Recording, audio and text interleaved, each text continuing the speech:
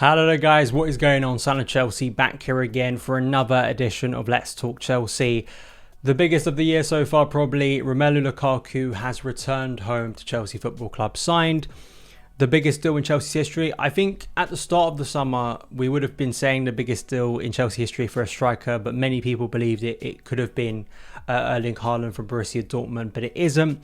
But I'm not complaining. This is personally for me a dream transfer, a dream return for Lukaku on so many levels, and I think has the possibility and a lot of potential to be a transformative move for Chelsea this season in the way we want to go about our business in the Premier League, of being a team that gets out of that slog for just qualifying for the Champions League and seriously competes for a Premier League title this season. That is my goal for Chelsea, and I think Lukaku gives us the opportunity to do that with the quality of finisher we are bringing in. And the narrative, let's get into it. I know some people try and demean sentiment and narrative and the emotion around football, but trust me, that's a massive part of this deal for me. The fact that in the third act of Lukaku's career, he's coming back to the club that he always dreamed of playing for. You know, earlier in his career when he originally arrived from Anderlecht, that video of him arriving at Stamford Bridge, looking at the pitch, taking it all in, dreaming of having Didier Drogba's role, you know, very much a hero for him in his career.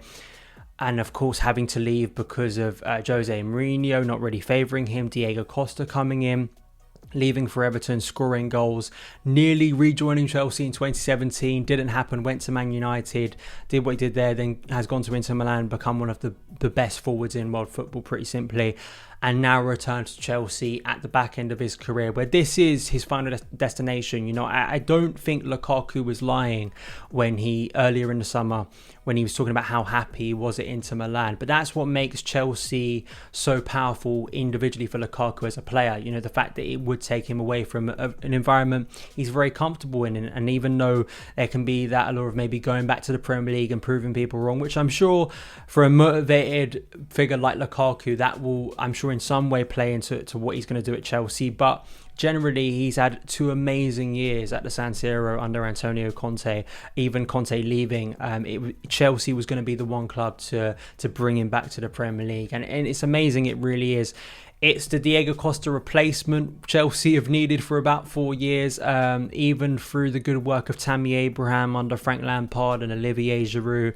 We haven't had a ruthless finisher. Tammy's the closest to Diego's goals. You know, he got 18 in 1920. But really, since he's left, there's been a massive hole there in terms of just having that world-class elite finisher who turns half chances into goals, is able to effectively put the ball in the back of the net on a very consistent basis. And that's what's going to take Chelsea, I think, from just being third or fourth and slogging out in the same area we have for a number of years to a team who potentially can compete for a Premier League title. I think that's how transformative this move can be. That's what Chelsea need. Despite my, of course, euphoria and confidence in a squad that's just won the Champions League under the brilliance of Thomas Tuchel, I'm not quite sure domestically the current squad was going to be able to bridge that gap with Man City in one season. 19 points, I think you needed to upgrade it, and going from a position of strength with the Champions League, there was a massive hope following that victory that Chelsea would spend big. We maybe haven't spent big in all the areas we wanted to. You know, personally, I think central midfield is another area that Chelsea may need to spend in personally. That's still an area that we'll have to wait and see. Jules Koundé has been heavily linked this summer as well. But in the case of Lukaku, it's, for me, a dream move. Yes, I know a lot of people wanted Haaland, and I think for very good reason. He is a generational talent, but I think Mino Raiola, his involvement once again, I think the headaches of him having a player at your club, just Chelsea have swerved it before, and I did write this for Football London on Monday when I was speaking about Marina Granovskaya's work and why I think for various reasons Lukaku is a smarter option, also because it would cost a lot less, even though it is a record-breaking deal. The numbers are ridiculous, but it still is a lot less. You're getting someone who actually wants to be at Chelsea. I don't think will have their head turned to go somewhere else like Real Madrid in 4 to 5 years. I think you may have had that with Haaland. And Raiola speaking in the press every other week. You know, that's not the case. And I want to give credit to None of these Blue Pod guys, they had Matt Law on last week. Please go and listen to that episode. And sort of Matt Law given the situation, sort of how, Lukaku's agent this time, unlike in 2017 when Chelsea were in for him, wasn't really pushing Lukaku on a decision. But he's been convinced clearly by Thomas Tuchel to join Chelsea, to join the champions of Europe. And it's a very, very special moment, I think, individually for him to get that shirt that he has wanted for so long, really full circle in his career. And we're just simply getting one of the best centre forwards in world football we are, and that should make you very excited. This is an elite forward. He is. I've never quite. It's been so baffling to me in recent weeks hearing people speak about Lukaku like he's some major downgrade, like not getting Haaland and getting Lukaku is a downward step. It's some sort of big plan B option. Trust me, it is not. If you know what Lukaku is capable of, I can just show you his goal record in the Premier League, which was ridiculous. He's only failed since he left Chelsea for Everton in 2014. He's only failed to reach 20 goals in one season, and that was his final season at Man United. Since then, he's gone to new levels, breaking the 30 goal mark for Inter Milan.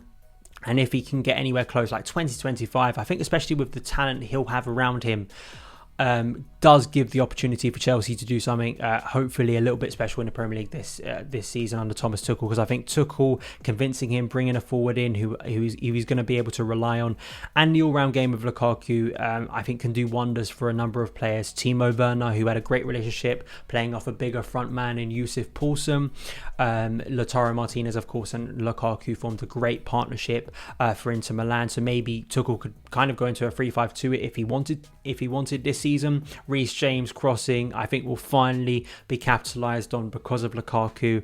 And it's not just the fact that, there are those obvious traits of Lukaku. His physicality obviously makes him, I think, perfect for the Premier League. That's what's going to make him sort of the archetype of a Chelsea forward. That sort of bigger, bulkier striker who is aggressive on the pitch as a presence. Those are the strikers that have worked. Olivier Giroud, and of course the better standards, Didier Drogba and Diego Costa. But it's his all-round game too that Costa and Drogba had that makes him such an elite forward. I think his transition, the pace on transition too, I think is going to create some devastating moves for Chelsea if teams allow space for the likes of Werner, Havertz, Lukaku, Mason Mount and others to run into. I truly do believe that on the right hand side as well. The balls, especially from the back three, Christensen, Thiago Silva, Antonio Rudiger, finding maybe that direct route to Lukaku that we maybe haven't been able to play that a bit more direct when we're under pressure and offer something different when we're trying to break teams down. I think low block teams, this is going to be a big solution, hopefully, to fixing the issues Chelsea have had when we've struggled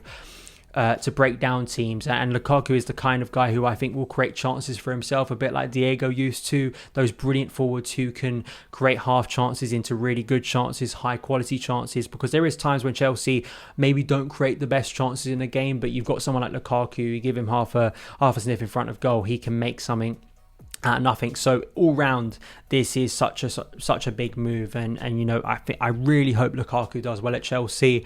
I just hope finally this is the move that solves our striking woes. I mean, if it doesn't, then I really don't know what the solution is anymore. But I think Lukaku is going to do absolutely fine. I think he's ready made. I think this is the dream move of his.